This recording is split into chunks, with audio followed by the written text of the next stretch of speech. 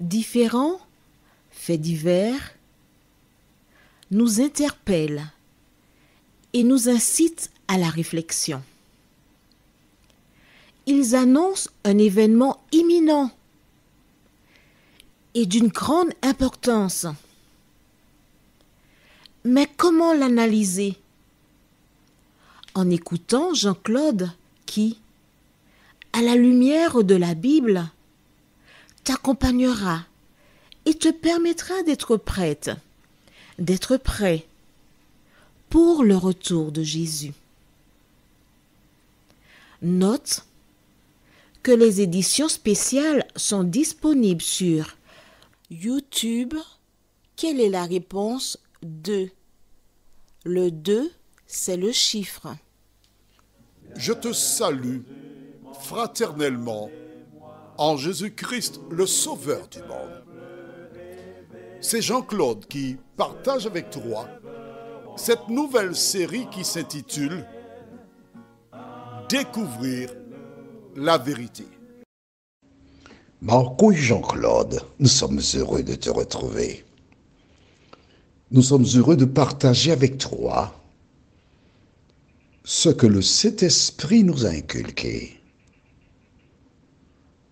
Et nous demandons au Saint-Esprit de continuer son œuvre sur cette terre, afin que toutes les personnes sincères qui le cherchent puissent le trouver. Car c'est lui qui est l'unique, le seul conducteur qui conduit l'homme à Jésus de Nazareth et qui boucle la ceinture de sécurité pour que nous arrivions à bon port. Aujourd'hui, nous verrons, vous parlerez. Juste avant, prions.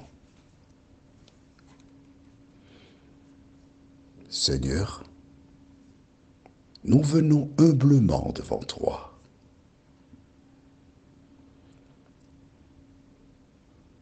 Marco et moi, afin de te présenter tes enfants qui sont sincères, qui te cherchent de tout leur cœur. Seigneur, le thème de ce jour est si important. Ô Saint-Esprit, merci de les éclairer.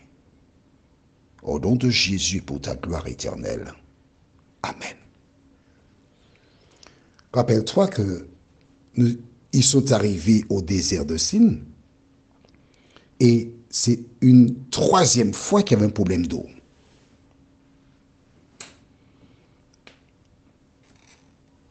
Et que s'est-il passé? Ils ont été chercher Moïse. Ils font exactement comme certaines personnes dans des communautés religieuses. Dès qu'elles ont un problème, au lieu d'aller à Jésus, au lieu d'aller à Dieu pour trouver la solution, ils vont chercher le dirigeant. Et quand j'entends des histoires de ce genre, ça m'amuse. Je te dis pourquoi. Parce que j'estime que des adultes doivent être en mesure de solutionner les problèmes et ne pas avoir recours à une personne pour régler leurs problèmes. Tu sais, quand j'étais enfant, quand on parle de toi à moi, ce n'est pas des choses que je dis à tout le monde. Mais juste toi et moi, on est deux là. Il n'y a personne d'autre, je te le dis. Mais ce n'est pas des choses que je dois les répéter aux gens, d'accord? Quand j'étais enfant, je me faisais respecter. Je n'embêtais personne. Mais lorsqu'on me cherchait, on me trouvait. Ah oui. On n'avait pas besoin de beaucoup de choses pour me trouver. Jésus dit, si vous me cherchez de tout votre cœur, vous me trouverez. Mais moi, non, non, non, non, non, tu n'as pas besoin de venir de tout ton cœur. Non. Dès que tu me cherches, tu m'as trouvé. Et je vais te poser la question. Et si tu veux faire le gros contre moi, tu avais déjà reçu, j'avais déjà envoyé mes mains chez toi en grandes vacances. Tu as compris? Bon. Mais Jésus m'a visité. Maintenant, je ne vois plus mes mains en grandes vacances chez quiconque. Mais pourquoi je te dis ça? C'est simple. Je te dis que Moïse était quelqu'un qui était impulsif. Quelqu'un qui ne rigolait pas. Et les gens sont venus lui chercher querelle. Il a été vers l'Éternel. Au lieu d'appeler quelqu'un pour venir régler tes problèmes, va à l'Éternel. Au lieu d'aller raconter, elle est passée, elle m'a pas dit bonjour, va à l'Éternel. Va à l'Éternel. C'est là que se trouve la solution. Aaron et Moïse se sont jetés devant l'Éternel. À travers cet acte, ils dirent, nous continuons de compter sur toi.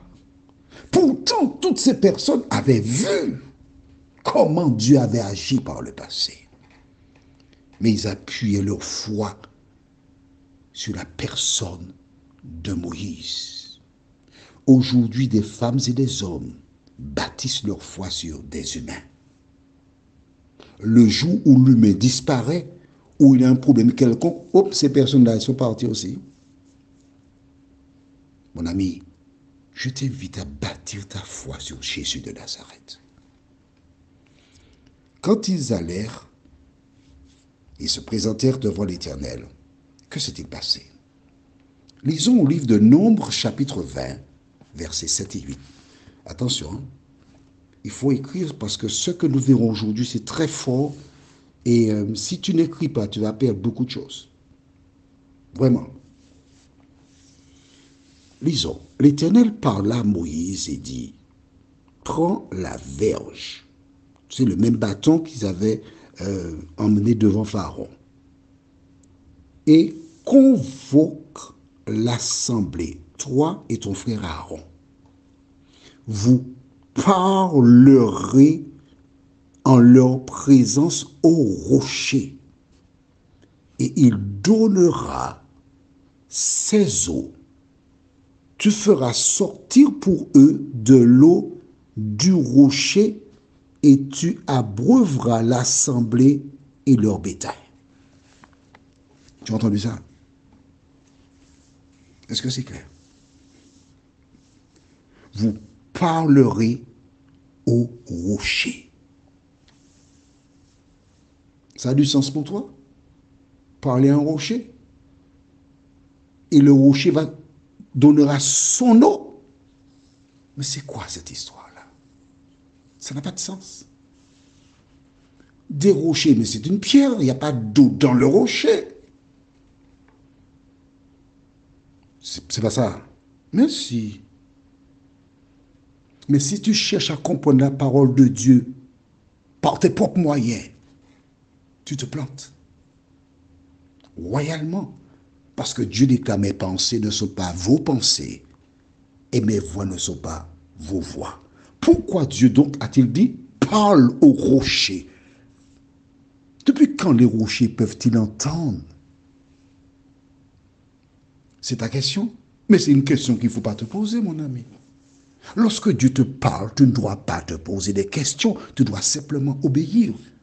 Qu'est-ce que le rocher? Que représente le rocher? Écrit dans le cahier 1 Corinthiens 10, versets 1 à 4. Du reste, 1 Corinthiens 10, versets 1 à 4. C'est très important ce que nous nous apprêtons à lire. C'est fondamental. Tu comprendras pourquoi Dieu a dit à Moïse, parle au rocher. Tu es prête? J'ai toujours dit, il te faut lire en même temps que moi. Quand tu lis en même temps que moi, tu es sûr de ce que tu as lu, le Saint-Esprit peut bénir ton cerveau. Lis en même temps que moi. Va prendre ta Bible. Allons. Ne nous fais pas perdre du temps là. Ah, tu exagères. J'ai déjà dit ça. Allez, s'il te plaît. Tu vas écouter 2 fois. Bon, d'accord. Mais la deuxième fois, il faut avoir ta Bible. Hein? D'accord, on y va. 1 Corinthiens 10, verset 1 à 4 déclare, frères,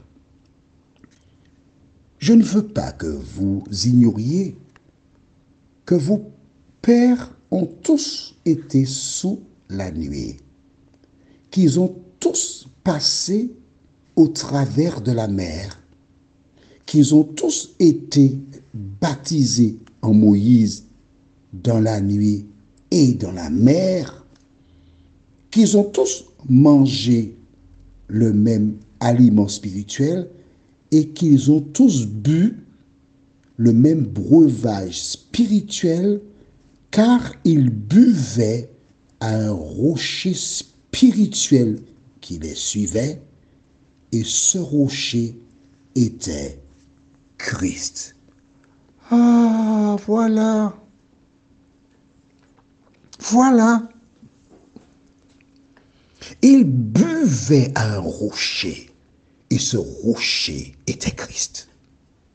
Quand Dieu déclara à Moïse, vous parlerez au rocher, sous-entendu, vous parlerez à Dieu.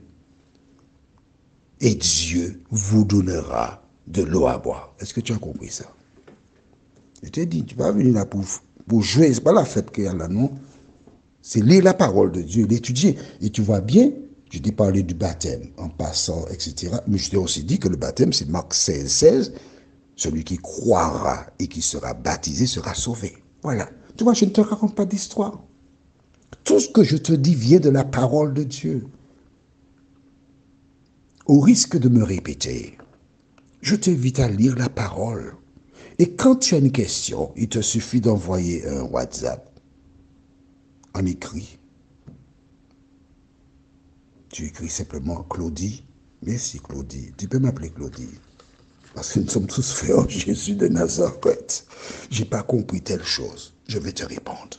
Alors, tu as bien vu que Paul dit un rocher. Alors maintenant, au livre de Matthieu 16, verset 18, lors d'un échange que Jésus avait avec ses disciples, il pose une question. Qui dit-on que je suis? On donna des réponses. Mais Pierre dit, alors, on va le lire. Hein? D'accord. Matthieu chapitre 16. Tu as trouvé? Verset 16. Simon-Pierre répondit, tu es le Christ, le Fils du Dieu vivant. Jésus a répondu à Pierre. Jésus, reprenant la parole, lui dit, tu es heureux, Simon, fils de Jonas, car ce ne sont pas la chair et le sang, c'est-à-dire pas ton intelligence, d'accord, qui t'ont révélé cela, mais c'est mon Père qui est dans les cieux. Aïe, aïe, aïe, aïe, aïe, aïe, aïe. Marque ça dans le cahier. Hein? Quand Jésus était sur terre, le Père opérait dans le cœur des gens. C'est Jésus lui-même qui dit à Pierre, c'est pas de toi-même que tu as trouvé la réponse, mais c'est Dieu qui t'a donné la réponse. Tu as compris ça? C'est extraordinaire, oui. Jésus étant une seule personne, dans un seul lieu précis, il ne pouvait pas toucher tous les hommes qui étaient sur la terre. Mais Dieu, selon la déclaration de Jésus, visitait les individus pour les éclairer. Waouh! C'est beau, hein? Jésus n'était pas seul. Mais continuons. La suite qui m'intéresse. Verset 18. Et moi, je te dis que tu es Pierre, P majuscule. Lorsque tu écris le prénom de quelqu'un, on met toujours, c'est comme moi, c'est Jean-Claude, c'est J majuscule. Jean, c'est J-E-A-N, c'est pas G-E-N, non, c'est pas ça, c'est pas ce genre-là, c'est J-E-A-N, tiré du 6.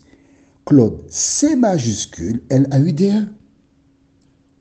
Donc la Bible déclare, et moi je te dis que tu es Pierre, P majuscule, donc c'est le prénom de quelqu'un. Et que sur cette c'est C-E-2-T-E, Pierre, P minuscule, I-E, 2-R-E. Le deuxième Pierre n'a rien à voir avec le premier Pierre. Est-ce que c'est clair pour toi? Merci du français qu'il a. Français de France, hein? On est d'accord? C'est bon? Il dit, je bâtirai mon église et que les portes du séjour des morts ne prévaudront point contre elle.